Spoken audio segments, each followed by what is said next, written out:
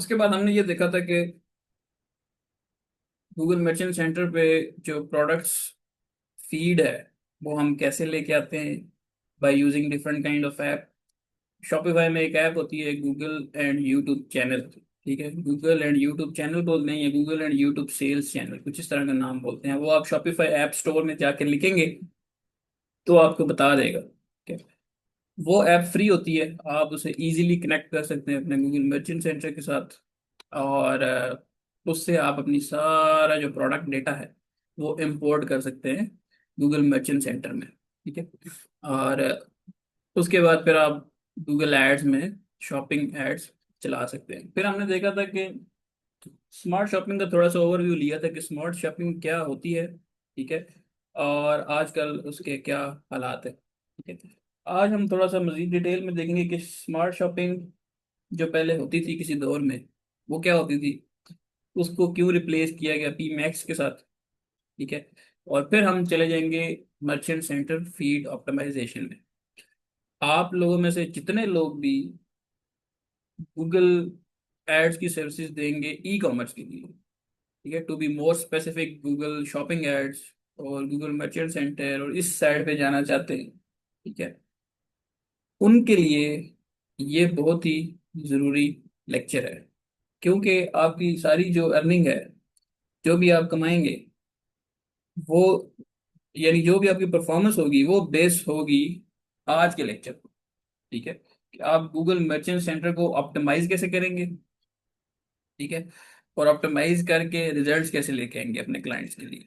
ठीक है, और सीधी सी बात है, हमारा जो भी काम है ये रिजल्ट बेस्ड है। ठीक है, आप अच्छे रिजल्ट्स लेके आएंगे तो आप क्लाइंट के साथ लंबे अरसे तक चलेंगे। आप अच्छे रिजल्ट नहीं लेके आएंगे, आप पहले हफ्ते में ही फायर हो जाएंगे। ठीक है, ये इतना कंपेटिटिव काम है। इसमें हम छोटी से छोटी बात को भी इग्नोर नहीं कर सकते, छोटे से छोटे चेंज को भी हम जो है वो फॉरगो नहीं कर सकते। ठीक है, हर चीज पर फोकस करने की जरूरत है। अब मसला ये है कि चीजें बहुत ज्यादा है। ठीक है, इसलिए मैं कोशिश करता हूँ कि आपके लिए टू द पॉइंट, स्ट्रेट, और जो इफेक्टिव चीजें होती है जिनका एक्चुअल में इम्पैक्ट होता है रिजल्ट्स पे, ठीक है, वो आपको बताइए। जो उसके अलावा होती हैं वो मैं आपको फिर वो भी कवर करवाता हूँ, लेकिन वो जरा स्पीड में कवर करवा जाता हूँ। ठीक है, अ, चले हम फिर स्टार्ट करते हैं। जब आपको मेरी स्क्रीन नजर आ जाए तो काइंडली कंफर्म कर दीजिएगा।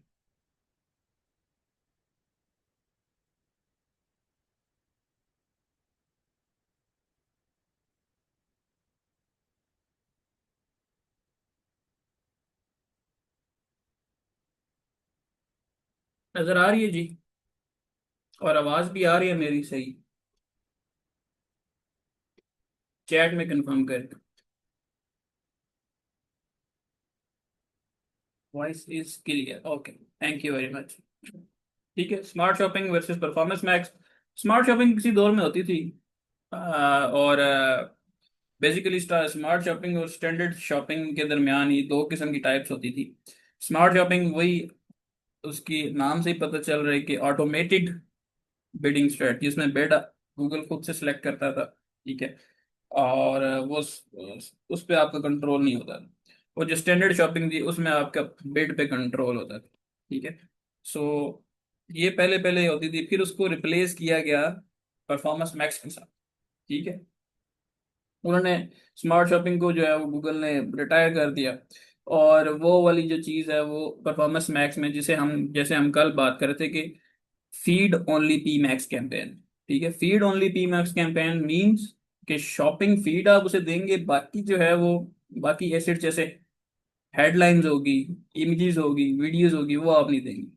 ठीक है, तो वो काइंड ऑफ स्मार्ट शॉपिंग वाला काम करना शुरू कर देगी। लेकिन इसका ये मतलब नहीं है कि वो सिर्फ शॉपिंग पे ही आपके एड्स दिखाएगी, वो सर्च एड सर्च पे भी दिखा देगी। ठीक है, डिस्प्ले पे भी दिखाएगा पी मैक्स, यूट्यूब पे भी दिखाएगा, लेकिन रिजल्ट इसके फिर भी ठीक आते हैं। ठीक है, अभी तक तो इसके रिजल्ट ठीक है। और इसमें ऑटोमेशन और बिडिंग, ये हम कल बात कर चुके हैं कि टारगेटिंग कैसे होती है, बिडिंग कैसे होती है, क्रिएटिव ऑप्टिमाइजेशन कैसे होती है।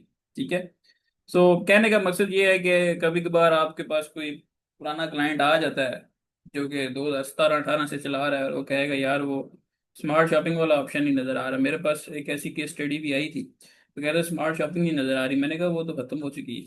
ठीक है। सो सिर्फ आपको एक इंट्रोडक्शन देना था। ठीक है। अब हम आ जाते हैं अपने आज के असल टॉपिक पे, असल मुद्दे पे, कि फीड ऑप्टिमाइजेशन क्या चीज़ होती है। ये लिखा हुआ है feed optimisation for P max, लेकिन सेम इसी तरह ही feed optimisation standard shopping campaign की भी होगी। ठीक है। तो फीड ऑप्टिमाइजेशन में कोई फर्क नहीं होगा, चाहे वो पी मैक्स की फीड है, चाहे वो स्टैंडर्ड शॉपिंग की फीड। ठीक है। Why feed optimization matters, obviously ये मेक और ब्रेक करती है। ठीक है। आपका जितना डेटा ऑप्टिमाइज होगा, उतना अच्छा गूगल जो है, वो गूगल का जो एआई है, उस डेटा को प्रोसेस करने के बाद उतनी अच्छी ऑडियंस को आपके एड्स दिखाएगा, मोस्ट रेलिवेंट ऑडियंस को आपकी एड दिखाएगा, और अल्टीमेटली आपकी परफॉर्मेंस इंप्रूव हो जाएगी। ठीक है। और क्लीन वेल स्ट्रक्चर्ड फीड, ठीक है, वही बात कि अच्छी परफॉर्मेंस आपकी लाने के लिए आपको ये बहुत जरूरी है। ठीक है। अब हम आ जाते हैं फीड ऑप्टिमाइजेशन टिप्स पे। Clear product titles and descriptions. ठीक है। जैसे हमने कल भी बात की थी कि टाइटल एंड डिस्क्रिप्शंस बहुत इंपॉर्टेंट है। कल मैंने कहा था कि मैं आपको कल वाले लेक्चर, यानी कि आज वाले लेक्चर में आपको बताऊंगा कि टाइटल और डिस्क्रिप्शन की गेम होती क्या है, तो मैं आपके आगे चल के आपको बता दूँ। ठीक है। अच्छा, अगर हम बात करें ना रिक्वायर्ड फीड एट्रीब्यूट्स की, तो वो हमारे पास होते हैं आईडी। ठीक है। ये जो है, ये ऐसी चीजें हैं जिसके बगैर आपकी फीड अप्रूव नहीं होती। टाइटल लाजमी होना चाहिए, डिस्क्रिप्शन होनी चाहिए, प्राइस, अवेलेबिलिटी, प्रोडक्ट का यूआरएल। ठीक है। फिर इमेज का यूआरएल, इमेज का मतलब जो पहला आपकी प्रोडक्ट से आपकी प्रोडक्ट के साथ इमेज है, तो पहले इमेज का जो यूआरएल है वो इधर आता है। ठीक है। उसके बाद ब्रांड, कि अगर आपका जो भी आपके स्टोर का नाम है वो होना जरूरी है। ठीक है। उसके बाद GTIN है। ठीक है। इसको हम बोलते हैं global global trade item number. Global trade item number basically आप समझ लें कि हर प्रोडक्ट का एक यूनिक कोड होता है। जैसे आपने कभी भी कोई प्रोडक्ट अगर आप लेते हैं, आपने देखा होगा उसकी पैकिंग के ऊपर एक बार कोड होता है। ठीक है। तो वो बार कोड काफी किस्म के होते हैं, कुछ यूपीसीज होते हैं। ठीक है, यूनिवर्सल प्रोडक्ट कोड। कुछ जो है वो EAN होते हैं। ठीक है। इसी तरह ये GTIN है। ठीक है। और ये कोड होता है, और ये हर प्रोडक्ट का डिफरेंट होता है। अगर आप ड्रॉप शिपिंग कर रहे हैं तो आप अपने सप्लायर से ये कोड मंगवा सकते हैं, वो आपको दे देगा। ठीक है। और अगर आपका अपना कोई ब्रांड है तो आपके पास जो है वो यूपीसी होगा। ठीक है। तो आप यूपीसी भी इसके से क्या यूज कर सकते हैं, या आप GTN भी ले सकते हैं। ठीक है। ये ऐसी चीजें हैं जो लाजमी हैं, इसके बगैर आपकी फीड जो है वो अप्रूव नहीं होगी। तो उसके बाद ऑप्शनल फीड एट्रीब्यूट्स हमारे पास ये सारे हैं। ठीक है। और इसमें से जो इम्पोर्टेंट इम्पोर्टेंट है उनके आगे मैंने रिकमेंडेड लिख दिए। ठीक है। प्रोडक्ट कैटेगरी आप दे दें। ठीक है। अब प्रोडक्ट कैटेगरी देने से क्या होगा, अब ये मैं सारी चीज़ें आपको दिखाऊंगा कि कहाँ पे जाके जो है ना ये सेट करते हैं। ठीक है। तो परेशान नहीं होना कि यार ये सारे ऑप्शन कहाँ पे हैं। अभी आप जरा दिमाग में रखें कि ये चीज़ें हैं, मैं आपको दिखाऊंगा गूगल मैचिंग सेंटर में कि ये कहाँ पे। ठीक है। प्रोडक्ट कैटेगरी क्या होता है कि अगर आप गूगल को प्रोवाइड कर देते हैं ना, खुद से उसे बता देते हैं कि यार मेरी प्रोडक्ट जो है ना वो हेल्थ एंड ब्यूटी में, उसके बाद फेस मास्क में आके, तो मतलब पूरा जो कैटेगरी होती है प्रोडक्ट की, वो अगर आप उसे पहले ही दे देते हैं, तो आपकी जो टारगेटिंग है ना वो बड़ी जबरदस्त हो जाती है। गूगल फिर वहीं से स्टार्ट करता है आपकी ऑडियंस को एड दिखाना। लेकिन अगर आप ये नहीं देते, ठीक है, तो गूगल पहले आपकी ऑडियंस ढूंढेगा, पहले आपकी कैटेगरी प्रोडक्ट की ढूंढेगा, और वो हो सकता है कैटेगरी ढूंढने में ही आपका $100-200 जो है वो स्पेंड कर जाए। ठीक है। सो देखने में ये बड़ी नॉर्मल सी चीज लगती है, लेकिन इसका इतना बड़ा इम्पैक्ट है आपके परफॉर्मेंस पे। ठीक है।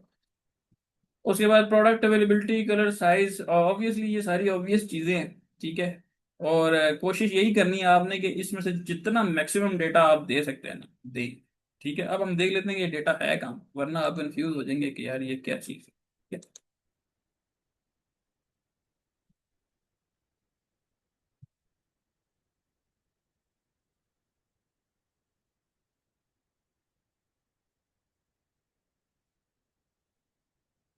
सॉरी, मैं रोज गूगल एड्स का अकाउंट ओपन करना भूल जाता हूँ, इसके लिए सॉरी। आप लोगों का टाइम वेस्ट होता है। चलें, जब तक वो ओपन होता है तब तक हम अगली चीज़ देखते हैं। बिगेस्ट नीडल मूवर्स, ये वो चीजें हैं जिनको आप, जो आपकी फीड पे सबसे ज्यादा इम्पेक्ट करेंगे। ठीक है, ये आप जो है ना तीन तीन छह चीजें जो है ना घोल के पीजिए। ठीक है, इसको आप जो है ना वो जो ही अपनी प्रोडक्ट में ऐड करना शुरू करेंगे आपको रिजल्ट नजर आना शुरू हो जाएंगे। ठीक है।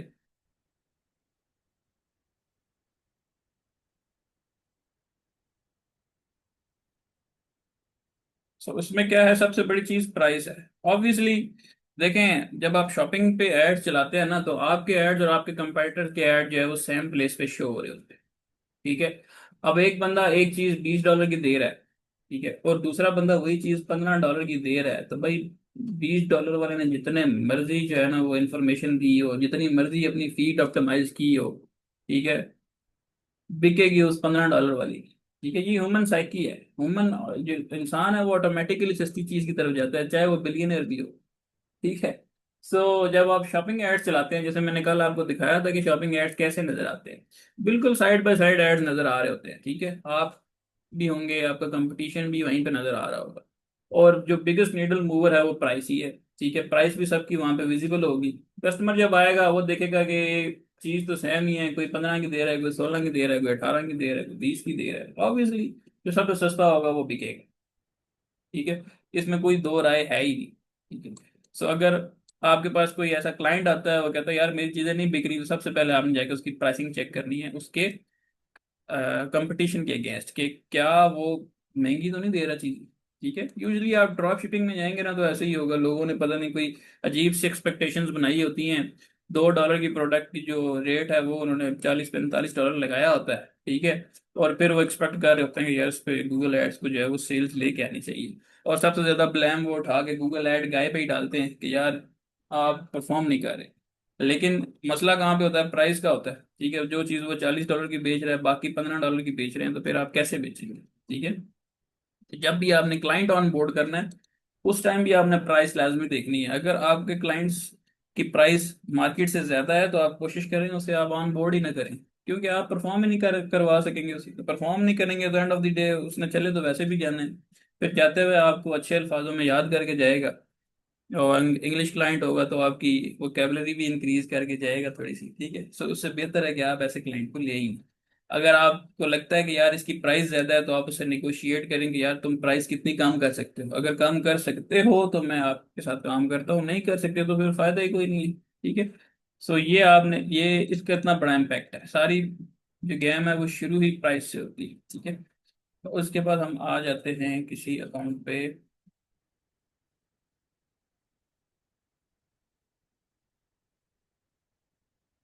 उसके बाद आ जाता है टाइटल। टाइटल में पूरी एक स्लाइड है, टाइटल कैसे बनाते हैं, डिसाइड कैसे करते हैं, उसकी जो वर्डिंग है वो कैसे रखते हैं, और उसका इम्पैक्ट कैसे होता है। फिर मैंने एक केस स्टडी भी डाली हुई है। ठीक है, तो वो भी मैं आपके साथ शेयर करूंगा। उसके बाद आ जाता है GTIN, वो हमने आपको बता दिया। GTIN हर प्रोडक्ट का एक यूनिक आइडेंटिफिकेशन नंबर होता है, दुनिया में कोई भी प्रोडक्ट है, हर प्रोडक्ट का एक यूनिक आइडेंटिफायर नंबर होता है, वो GTN होता है। तो अगर आप गूगल को दे देते हैं तो गूगल को फौरन से पता चल जाता है कि यार ये क्या प्रोडक्ट है, और ये मुझे किस किस्म की ऑडियंस को दिखानी चाहिए। ठीक है, अभी हम बात कर रहे हैं एट्रीब्यूट्स की। ठीक है, तो मैं आपको दिखाता हूँ कि एट्रीब्यूट्स कहाँ पर होते हैं। मैं चेंज करना पड़ेगा।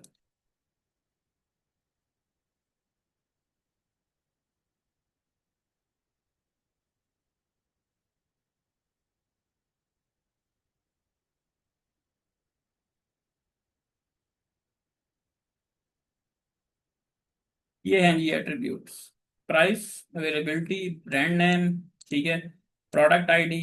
जब आप वो ऐप यूज करेंगे ना प्रोडक्ट फीड के लिए शॉपिफाई पे, ठीक है, तो वो ऑटोमेटिकली इस तरह आईडी जनरेट कर देगा, तो आपको मैन्युअली जनरेट नहीं करनी पड़ेगी। ठीक है, उसके बाद डिस्क्रिप्शन आ गई, इमेजेस आ गई। ठीक है, एडिशनल डिटेल में आ जाए तो प्रोडक्ट कैटेगरी। ठीक है, ये देखें, ये है कैटेगरी प्रोडक्ट की। अगर आप उसको पहले से दे देते हैं ना, तो फिर उसको ढूंढने की जरूरत नहीं है कि यार ये क्या प्रोडक्ट है, उसको डायरेक्ट पता है कि यार मैं ये इस कैटेगरी में जाके ऐड दिखाने। ठीक है, फिर क्वांटिटी कि कितने पीस पड़े हैं, वेट वगैरह आपने इंफॉर्मेशन दे दी। उसके बाद ये सारा वो जो रॉ डेटा मतलब जो शॉपिफाई से आता है ना, वो एज इट इज डेटा आपको डिस्प्ले कर देता है। वो ऑलरेडी डिस्प्ले कर चुका है यहाँ पे सजा के, लेकिन यहाँ पे रॉ में आपको डिस्प्ले कर देता है कि आईडी क्या है, टाइटल क्या है, उसका डिस्क्रिप्शन क्या है, इसका ब्रांड नेम, अवेलेबिलिटी, लिंक, ठीक है, शिपिंग वेट, हर चीज़ आप यहाँ से ऐड कर सकते हैं। ठीक है। और एडिट भी अगर आप करना चाहें तो यहाँ से जाके आप इसको एडिट करके ये सारी जो ऑप्टिमाइजेशन है वो यहाँ पे कर सकते हैं। तो जो मैं अभी जितनी आपको पॉइंट्स बता रहा हूँ वो सारे यहाँ से आके आपने करने हैं। ठीक है। दूसरा तरीका ये होता है कि आप इसकी एक्सेल शीट डाउनलोड करें, वो बड़ा कॉम्प्लिकेटेड हो जाता है और उसमें गलती करने के चांसेस ज़्यादा होते हैं। तो मैं ऑलवेज ये रिकमेंड करता हूँ कि आप यहाँ से आएँ गूगल मर्चेंट सेंटर में, और यहाँ पे आके आपने अगर टाइटल अपडेट करना है यहाँ पे अपडेट करें, डिस्क्रिप्शन अपडेट करनी है यहाँ से करें, ठीक है, इमेजेस अपडेट करने हैं यहाँ से करें। ठीक हो गया। आपको किसी के स्टोर की एक्सेस लेने की भी जरूरत नहीं है, बस आप उससे मर्चेंट सेंटर की एक्सेस ले लें और आप यहाँ से अपना काम कर सकते हैं। ठीक है। और सारी इंफॉर्मेशन जो मैंने यहाँ पे बताई है ना, जो के मस्ट हैव है वो भी, और जो ऑप्शनल है वो भी, आप ये देखें रिक्वायर्ड फीड एट्रीब्यूट, ये सारी इंफॉर्मेशन आप यहाँ पे आके दे सकते हैं। और उसके बाद जो ऑप्शनल हैं वो भी आप यहाँ से फिल आउट कर सकते हैं। कोशिश क्या होनी चाहिए, मैक्सिमम डेटा जितना आप फिल कर सकते हैं आप कर लें। ठीक हो गया। अब हम आ जाते हैं अपनी स्लाइड्स पे वापस और देखते हैं कि टाइटल क्या चीज़ है। ठीक है। इसको मैं ज़रा 1 मिनट इसका फॉन्ट सेट कर लूँ ताकि आपको ज़रा रीडेबिलिटी में आसानी हो।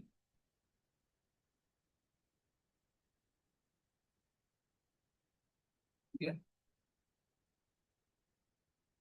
सो टाइटल ऑप्टिमाइजेशन, जैसे मैंने बात की कि आपका जो सबसे पहला क्लाइंट की नज़र जाएगी वो इमेज पे जाएगी, और सॉरी आपके कस्टमर की जो नज़र जाएगी वो पहले इमेज पे जाएगी और उसके बाद टाइटल पे जाएगी। ठीक है। तो अगर टाइटल आपने ऑप्टिमाइज नहीं किया हुआ ना, तो बस वहीं से आपका क्लाइंट जो है वो गया या आपका कस्टमर जो है वो गया। ठीक है। सो वर्डिंग लाजमी आपने देखनी है। ठीक है। कि जो सबसे मोस्ट इम्पॉर्टेंट कीवर्ड्स है ना वो आपने फ्रंट में रखने हैं। ठीक है। क्योंकि टाइटल में आपके पास लिमिट होती है 150 कैरेक्टर्स। ठीक है। 150 कैरेक्टर्स के बाद जो है वो आपका टाइटल, मतलब इससे ज्यादा आप डाल ही नहीं सकते टाइटल। ठीक हो गया। और इसमें कैच जो है ना, वो कैच ये है कि जब आपका एड शो होता है ना, तो एड पे आपके पूरे 150 कैरेक्टर शो नहीं होते, सिर्फ आपके 30 कैरेक्टर्स शो होते हैं। ठीक है। 30 कैरेक्टर्स तक गूगल आपके टाइटल जो है वो शो करता है। तो आपने अब इससे हमें पता क्या चला कि हमारा जो मोस्ट इम्पोर्टेंट चीज है ना, जो मोस्ट अपीलिंग चीज टू द कस्टमर है, ठीक है, वो हमारे पहले 30 कैरेक्टर्स में आ जानी चाहिए, क्योंकि इसके बाद वो फिर गूगल कट कर देता है आपके रिजल्ट्स में। ठीक है। अब आपने कंसीडर क्या करना है कि आप लोग आपकी प्रोडक्ट को ढूंढ क्या रहे हैं। ठीक है। क्या ऐसा किसी किसी फीचर के साथ आपकी प्रोडक्ट को जो है वो ढूंढ रहे हैं। लेट्स से आपको तो पता ही है कि जो भी प्रोडक्ट होती है वो किसी न किसी प्रॉब्लम का सोल्यूशन होती है। ठीक है। तो क्या लोग उस प्रॉब्लम के बारे में लिख के आपकी प्रोडक्ट ढूंढ रहे हैं। मैं अगर एग्जांपल दूंगा आपको बिल्कुल क्लियर हो जाएगा कि क्या कहना चाह रहा है। ठीक है। सो ये आपने थोड़ा सा अपने दिमाग पे जोर डालना है कि लोग किस किस तरह से आपकी प्रोडक्ट सर्च कर सकते हैं, और फिर आपने उस हिसाब से टाइटल अपना सर्च करना है। ठीक है। अब ये देखें, ये जो चीज़ है ना ये है इम्पोर्टेंट, ये है प्रो लेवल की चीज, कि जितने भी बड़ी बड़ी एजेंसीज हैं वो अपने एड्स को कैसे, अपने क्लाइंट के एड्स को ऑप्टिमाइज कैसे करती हैं। वो जाती हैं सर्च क्यूरी रिपोर्ट्स में। ठीक है। Search query reports, search term reports एक ही चीज है, मैंने आपको बताया है लीड जनरेशन में। नहीं किसी को याद आ रहा तो मेरे पिछले जो लेक्चर्स हैं वो सारे यूट्यूब पे पड़े हैं, वहां पे जाके देख लेके ये क्या चीज होती है। सर्च क्वेरी रिपोर्ट्स में आप जाएंगे, आप देखेंगे किस सर्च टर्म पे आपको सबसे ज्यादा सेल्स आ रही है। ठीक है। उस सर्च टर्म को उठा के अपने टाइटल के टॉप में डाल दो, बस ऐसे टाइटल आपका ऑप्टिमाइज हो जाएगा। ठीक हो गया। अब दूसरा हमारे पास जो है वो टाइटल का स्ट्रक्चर हम प्रॉपरली देख लेते हैं कि कैसे हम उसको स्ट्रक्चर करते हैं। ठीक है। अब मिसाल के तौर पे अगर आपका जो ब्रांड है ना वो क्लोथिंग को डील कर रहा है, तो फिर अगर वेल नोन ब्रांड है तो आप ब्रांड का नाम स्टार्ट में लिख देंगे। अगर वेल नोन ब्रांड नहीं है तो ब्रांड का नाम आप फिर स्टार्ट में नहीं लिखेंगे, फिर आप डायरेक्ट जो है ना वो अपना जेंडर से स्टार्ट करेंगे कि आप क्लोथिंग की जो प्रोडक्ट है वो किस जेंडर के लिए बनी हुई है। ठीक है। प्रोडक्ट टाइप, ठीक है, कि समर वेयर है, विंटर वेयर है, किस किस्म की प्रोडक्ट है। ठीक है। साथ उसका कलर आ जाएगा, फिर साइज, फिर मटेरियल। ठीक है। क्या हुआ कि आपने पूरी अपनी प्रोडक्ट की डिटेल जो है ना वो टाइटल में दे दी, कि जिसको समझ आती है प्रोडक्ट वही क्लिक करे, वरना कोई बंदा क्लिक करे, आपको पैसे पड़े हैं, फिर वो आपके प्रोडक्ट पेज पे जाए, फिर उसे कहे नहीं यार ये तो कलर मुझे चाहिए ही नहीं। ठीक है, तो आपका तो क्लिक पड़ गया ना। ठीक है, इसीलिए उसको पहले ही बता दो कि भाई कलर ये है, साइज ये है, मटेरियल ये है, प्रोडक्ट टाइप ये है, इस जेंडर के लिए। ठीक है, ताकि मैक्सिमम इंफॉर्मेशन आप अप फ्रंट दे दें, ताकि क्लिक करने से पहले अगले बंदा 100 दफा सोचे और आपके जो है वो पैसे बच जाए। उसके बाद कंज्यूमेबल्स हैं। ठीक है, तो ब्रांड के लिए जो है ना वो वही स्टैंडर्ड स्टार्ट, ये अगर वेल नोन ब्रांड है, बड़ा ब्रांड है, तो फिर आप ब्रांड नेम स्टार्ट में रखेंगे, अगर वह बड़ा ब्रांड नहीं है तो ब्रांड नेम बिल्कुल एंड पे चला जाएगा। ठीक है, और फिर प्रोडक्ट टाइप, और फिर एट्रीब्यूशन। ठीक है, पूरी मैंने डिटेल में आपके लिए ये बना के रख दी है। आप जब ये लेक्चर खत्म होगा मैं आपको ये स्लाइड्स भेज दूंगा, आप इसको जाके कंसल्ट कर सकते हैं जब भी आप अपनी कैंपेन सेटअप करें। मकसद ये है कि आपको बताना है कि टाइटल की हम वर्डिंग सेट कैसे करते हैं। ठीक है, अब ऑप्टिमाइजेशन केस स्टडी हम आपको बता देते हैं कि हमारे पास एक आया क्लाइंट। ठीक है, और उनका पुराना टाइटल ये देखें क्या था, Ali sofa in Oscar Sterling. ठीक है, फिर हमने टाइटल को ऑप्टिमाइज किया। ऑप्टिमाइज कैसे किया, सर्च टर्म रिपोर्ट्स में गए, हमने देखा लोग किस चीज पे ज्यादा जो है वो, किस चीज पे, जो क्या किस सर्च टर्म पे इनके एड ज्यादा शो हो रहे हैं, परफॉर्म कर रहे हैं, तो पता लगा कि यार kid and pet friendly sectional sofa लोगों को चाहिए। ठीक है, हमने क्या किया, किड एंड पेट फ्रेंडली बिल्कुल स्टार्ट में डाल दिए। तो इमेज में सोफा नजर आ गया। अब होता क्या है कि गूगल यहाँ पे जाके ना 30 कैरेक्टर तक कट कर देता है, यहाँ पे जाके गूगल कट कट कर देता था, इससे आगे नजर कुछ नहीं आता था। सोफा जो था वो इमेज में नजर आ जाता था, और जो उसकी मेन पेन पॉइंट था जो कस्टमर का, वो हमारे पहले बिल्कुल स्टार्ट में पता लग जाता था लोगों को, देखते साथ ही पता लग जाता था कि ये kid and pet friendly sofa है। क्लिक करके, और हमारा जो क्लिक थ्रू रेट है वो काफी ज्यादा इंप्रूव हो गया था, 10x तक इंप्रूव हो गया। ठीक है, इस तरह से आप टाइटल को सेट करते हैं। तो उसके बाद हम आ जाते हैं, पहला हो गया हमारा प्राइस, दूसरा हो गया टाइटल। ठीक है, तीसरी होगी डिस्क्रिप्शन। ठीक है, डिस्क्रिप्शन मैंने दिखाई है कहाँ पे होती है, ये है जी डिस्क्रिप्शन। हाँ, टाइटल, ये प्राइस आ गई, ये आ गई आपकी डिस्क्रिप्शन। डिस्क्रिप्शन में आप जाएंगे तो क्या करेंगे, डिस्क्रिप्शन का भी सीधा सीधा असूल है, जो आपका हाई सर्च वॉल्यूम कीवर्ड है ना जितने भी हैं, वो सारे उठा के डिस्क्रिप्शन में डाल दें, कहीं ना कहीं फिट कर दें हम। ठीक है, बस, बस में और कुछ भी नहीं करना।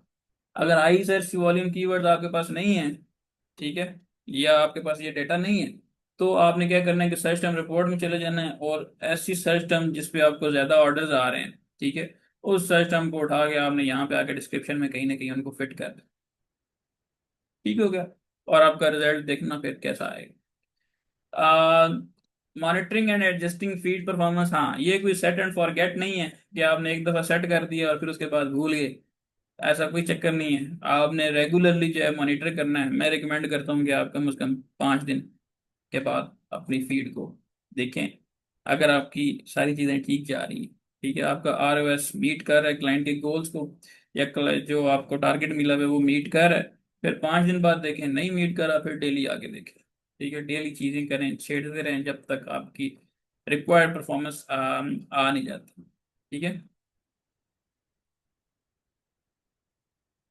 Update your feed regularly.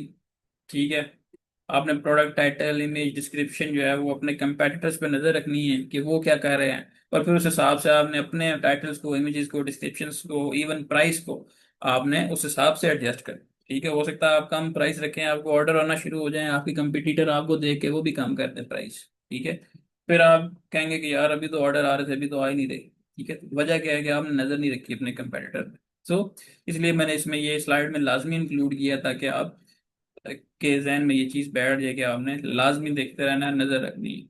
ठीक है, सीजनल ट्रेंड्स पे भी नजर रखनी है। ऑब्वियसली सीजन अगर चेंज हो गया तो पहले अगर विंटर की प्रोडक्ट बिक रही थी, तो अब समर आ गया तो समर की प्रोडक्ट बिकेंगी। ठीक है, तो फिर आपने क्या करना है कि अपनी सारी ऑप्टिमाइजेशन का फोकस जो है वो समर की तरफ कर देना है, ना कि विंटर की तरफ। ठीक हो गया।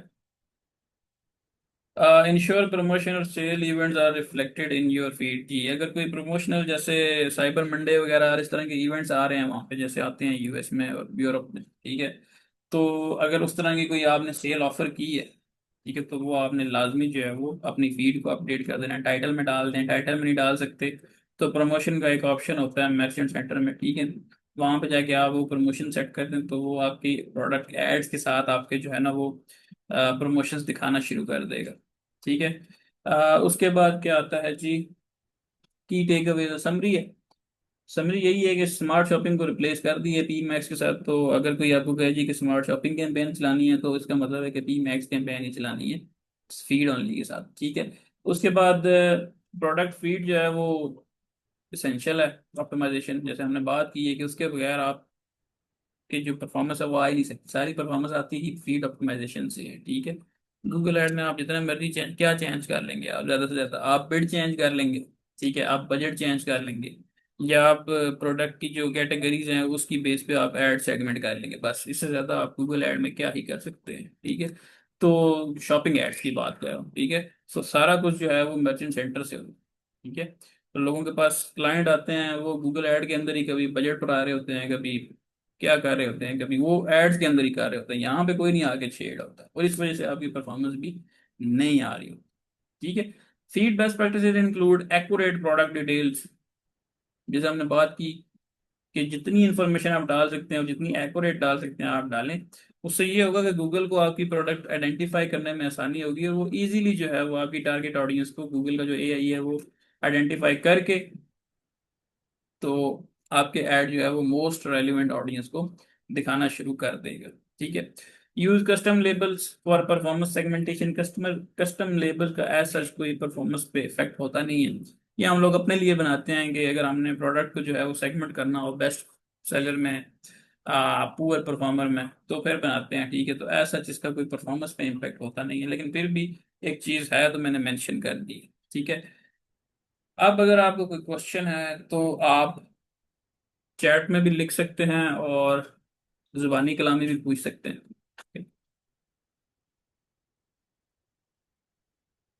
एक बंदे की 2 दफा तस्वीर लगी हुई है, क्या आपने 2 अकाउंट से ज्वाइन किया हुआ है क्या, चक्कर है बैद साहब।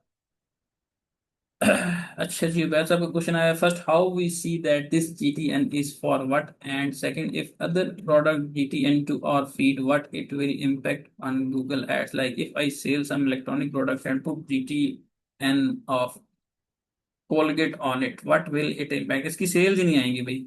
अगर आपने GTN किसी और प्रोडक्ट का उठा के लगा दिया ना, ठीक है, तो आपका जो एड है ना वो उस प्रोडक्ट जिसका GTN लगाया ना उसकी ऑडियंस को दिखाना शुरू कर देगा। आप इलेक्ट्रॉनिक्स ही प्रोडक्ट बेच रहे हैं, लेकिन आपने GTN कोलगेट का लगा दिया है, तो आपका एड जो है ना वो कोलगेट वाली ऑडियंस को दिखाएगा, उस ऑडियंस को जो कोलगेट बाय करने के लिए मार्केट में आई है, ठीक है। अब एक बंदा जो है वो कोलगेट बाय करने के लिए शॉप पे है, आप उसे जितनी मर्जी इलेक्ट्रॉनिक की प्रोडक्ट दिखा दें वो तो नहीं लेगा, ठीक है। आपका बजट भी लगेगा, आपकी सेल्स भी नहीं आएंगी, ठीक है। Screen on laptop and voice on mobile, जबरदस्त जबरदस्त सर, आपकी डेडिकेशन है, आपने कहा कि आप ऑफिस से ज्वाइन कर रहे हैं, सो होपफुली आपको ये चीज़ें फ़ायदा दे रही होंगी और हम आपका टाइम नहीं ज़ाया कर रहे होंगे, आपको ऑब्वियसली आपको कुछ ना कुछ इसमें से अच्छी चीज़ ही मिलेगी, ठीक है। Sir I am sure you manage lot of accounts, how do you keep track of different client and their competitors, hectic नहीं हो जाएगा? जी नहीं, हेक्टिक नहीं होता, ठीक है। तो हम होता क्या है कि जब आपने क्लाइंट ऑन बोर्ड कर लिए तो वो किसी मसले के साथ आया, आपने उसका मसला उधर से ही रिकॉर्ड वो रिजॉल्व करना शुरू कर देना, ठीक है। लेट से मैंने आज क्लाइंट ऑन बोर्ड किया ना, तो मैं आज से ही उसके ये सारे टाइटल्स शैटल्स, उसके बाद इमेजेस प्राइसिंग सब कुछ मैं उसी दिन उसी टाइम पे जब ऑन बोर्ड हो गया, कॉन्ट्रैक्ट वगैरह हो गया, तो उसी टाइम जो है ना वो चीज़ें सेट करके छोड़ देनी है। अब उसको मैंने 3 दिन के लिए छोड़ना है, ठीक है। 3 दिन के बाद मैंने उसकी परफॉर्मेंस देखनी है कि पहले कैसी थी और बाद में कैसी है, ठीक है। अब 3 दिन के लिए तो मैं फ्री हो गया ना, 3 दिन के लिए फिर मैं बाकी अकाउंट्स करता रहूंगा, ठीक है। सो यूजली जो है मैं 3 3 दिन के बाद जो है वो अकाउंट को हैंडल कर रहा होता हूँ। हाँ, अगर कुछ अकाउंट ऐसे हों जिनका बहुत ही बेड़ा गर्क हुआ हो तो फिर मैं जो है वो डेली बेस पे उनको देखता हूँ। सो इसके लिए हम शीट बनाते हैं और प्रॉपर जो है वो एक मेथड होता है, उसके थ्रू हम इसको ट्रैक करते हैं। कोई इतना रॉकेट साइंस है नहीं, शीट में सारे क्लाइंट्स का नाम डाल देते हैं, उनके लिंक्स वगैरह गूगल ऐड अकाउंट के, मर्चेंट सेंटर के, ठीक है। और फिर हम उसके थ्रू मैनेज कर लेते हैं। जुनैरा अस्लाम का मैसेज है, sir can be see live shopping ad and where I mean live example. जी बिल्कुल, दिखा देते हैं आपको कि लाइव शॉपिंग एड कहाँ पे है। क्या,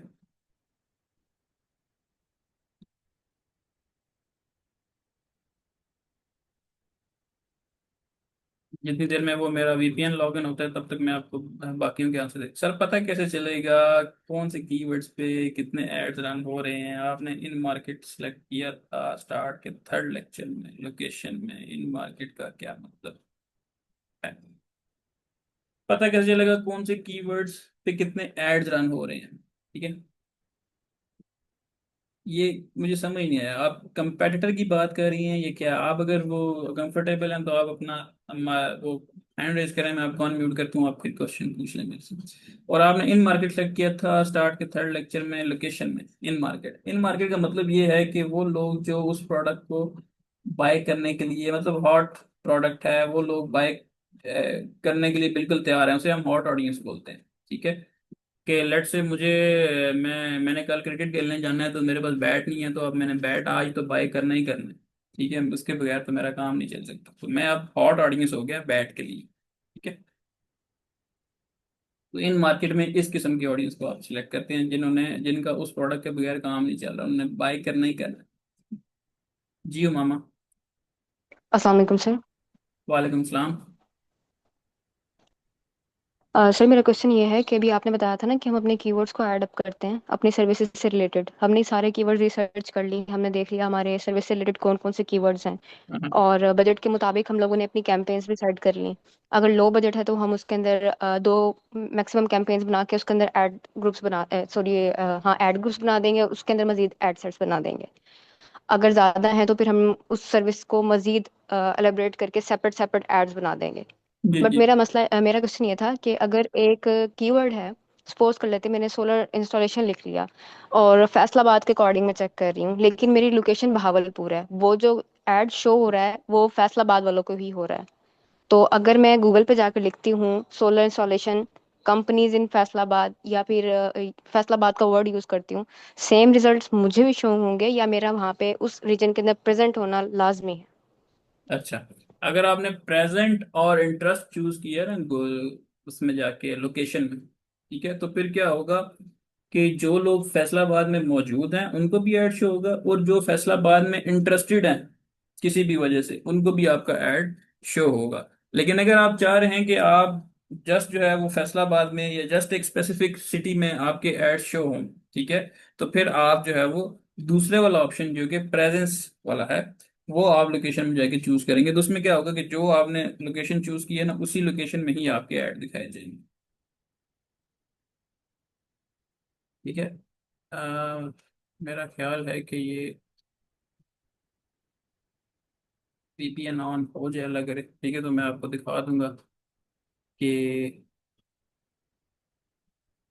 शॉपिंग ऐड होते कैसे। ठीक है, can you share some report sample for both lead and shopping clients? जी शेयर कर देंगे, लास्ट में शेयर करेंगे। ठीक है, जो लास्ट लेक्चर होगा ना उसमें ये चीज़ें शेयर कर देंगे, सीक्रेट चीज़ें।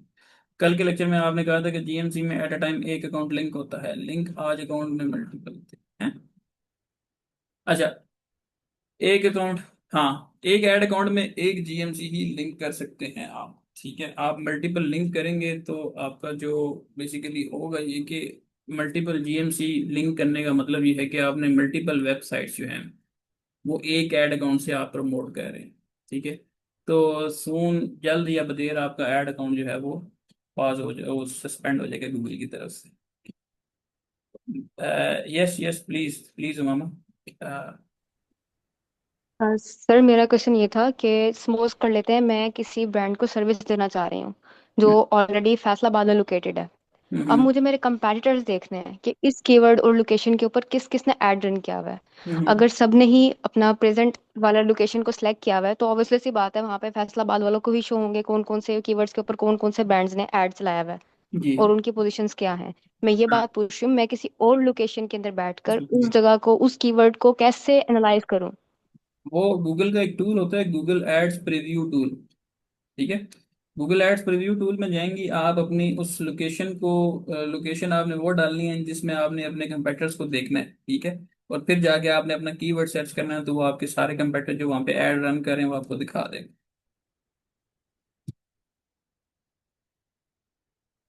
सही हो गया। हेलो। हेलो। हेलो। जी जी। यस जी सर। आपने सर सर मेरे को एक क्वेश्चन था। जी जी। सर मैंने अपना गूगल एड्स अकाउंट बना रखा है एक जीमेल पे, इंडियन आईपी पे। और ये मैं अपने घर से मतलब सेटअप कर रखा है, और मैं चाहता हूँ कि इसका किसी को एक्सेस देना। जो हम्म सेटिंग्स एडमिन्स में जाके ना सर, सेटिंग्स होती है अकाउंट सेटिंग शेयरिंग करने के लिए। हम्म। तो वो बंदा दूसरी लोकेशन से, उसका मेरा अकाउंट सस्पेंड हो जाएगा या नहीं होगा सर, अगर मैं उसे नहीं नहीं अथॉरिटी दे रहा हूँ यूज़ करने के लिए? नहीं नहीं, आप अपना एक्सेस अगर किसी को दे रहे हैं ना, तो उससे आपका अकाउंट सस्पेंड नहीं होगा। ठीक है। सिर्फ आपने अगर वो ये ख्याल अगर रखना वो है कि जिस बंदे को एक्सेस दे रहे हैं ना उसकी डिटेल्स नहीं डाल देनी, ये ना हो कि वो आपका अकाउंट सेटअप करे और वो अपनी डिटेल्स डाल दे, ठीक है, अपनी कंपनी की और जो भी है। सो उसमें फिर सस्पेंड होने के खतरे ज़्यादा होते हैं। लेकिन अगर नहीं, आप, वो यूएस आईपी पे है वो बंदा, वहां से अगर वो यूज करे, अगर मैं अकाउंट सेट एक्सेस एंड हाँ सिक्योरिटी हाँ, में आके है ना सर वो ऑप्शन हाँ हाँ बिल्कुल शेयर एक्सेस करने दे का। दें, कोई टेंशन नहीं है। एक्सेस आप देंगे तो उसमें कोई टेंशन नहीं होगी। हाँ, इसी तरह ठीक। अगर आप उसको लॉगिन पासवर्ड दे देंगे अपना, अगर वो वहां से लॉगिन पासवर्ड करेगा, वो लगा के अकाउंट लॉगिन करेगा, फिर मसला होगा। एक्सेस दे रहे हैं कोई मसला तो नहीं, सर, कुछ भी नहीं होगा। एक चीज और पूछनी थी आपसे। जी जी। मैं एक लैपटॉप में एक अकाउंट यूज कर रहा हूँ, तो सपोज वो मेरा सस्पेंड हो जाता तो मेरा दूसरा भी इफेक्ट करेगा। तो इस चीज में हमें प्रॉक्सी यूज करनी चाहिए, ब्राउजर, नहीं, जैसे कि हम अगर मल्टीपल आपने, अकाउंट। देखिए मल्टीपल अकाउंट अगर आप बना रहे हैं ना अपने लिए, ठीक है, तो फिर तो वो आपके सारे अकाउंट लिंक करके वो सस्पेंड कर देगा, ठीक है। लेकिन लेट्स से आप क्लाइंट्स के अकाउंट मैनेज कर रहे हैं, तो फिर आप अपना एक मैनेजर अकाउंट बनाएं और उस मैनेजर अकाउंट के अंदर आप अपने सारे क्लाइंट्स की जो है वो अकाउंट की एक्सेस ले लें। तो फिर उसमें अगर कोई एक आधा सस्पेंड भी हो जाता है तो आपको कोई मसला नहीं होगा। इसी तरह अगर आपने अपने लिए भी मल्टीपल अकाउंट्स बनाने हैं तो आप क्या करेंगे कि आप अपने अपना एक मैनेजर अकाउंट बनाएंगे और फिर आप मल्टीपल डिफरेंट आईपी से लोके अकाउंट बनवा के उनकी एक्सेस आप अपने मैनेजर अकाउंट में ले लेंगे, और फिर आप उसको बड़े आराम से बैठ के एक ही आईपी से ऑपरेट कर सकते हैं, कोई मसला नहीं होगा। ठीक है सर, यही पूछना हूँ। Thank you sir. You are welcome. अच्छा, किसी ने कहा था शॉपिंग का, तो शॉपिंग में आपको स्क्रीनशॉट भेज दूंगा ग्रुप में, क्योंकि टाइम अभी कम रह गया और मेरा वो वीपीएन जो है वो अभी तक लॉगिन हुआ नहीं। ठीक है। सो मैं आपको उसका स्क्रीनशॉट लेके ग्रुप में सेंड कर दूंगा कि शॉपिंग एड्स नज़र कैसे आ। ठीक है। पाकिस्तान से यूएसए या यूरोप में ऐड रन करने के लिए वीपीएन चाहिए? नहीं, कोई नहीं चाहिए। जस्ट जाके आप लोकेशन सेट करेंगे यूपीएस के, सॉरी यूपीए, नॉट यूपीएस